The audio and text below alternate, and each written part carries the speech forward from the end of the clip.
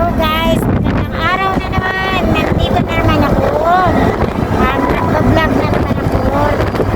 Na dito kami sa Calamba, Laguna. Nag-deliver kami. Ito.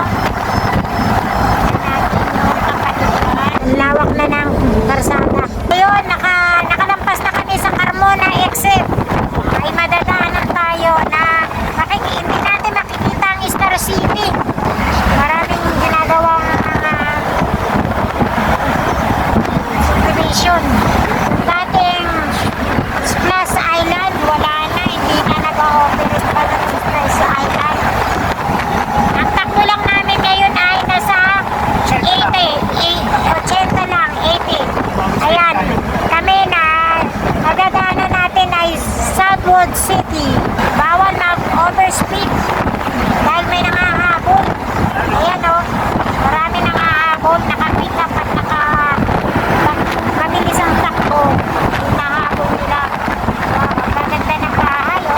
May mga gumagawa pa sa karsada natin o.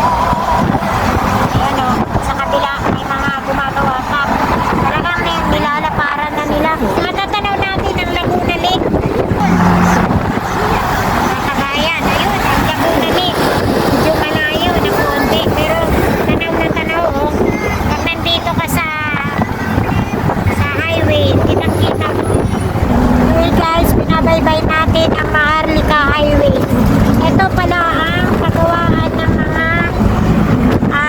Alaska Greatest. Ito, diba? Ang lawak ng ginagawang industrial. Ang daming mabibigyan ng trabaho. Ang daming pabrika dito. Ang pabrika ng Pepsi. Kana Heights na kami. Nabaybay namin papuntang Sukat, Bikutan, Alabang. Ngayon, malapit na tayo sa Alabang. Traffic na pababa ng galing Manila papuntang Laguna. Medyo na-traffic sa taas.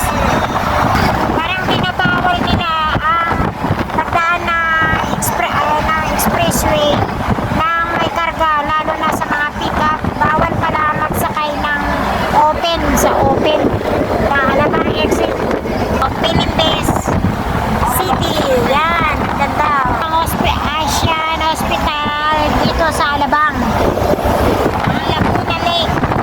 Ano na yung Star Mall? Both side, walang traffic. Pag-proceed na tayo ng Paranaque. Ito pa rin natin ang kahabaan ng NLEX.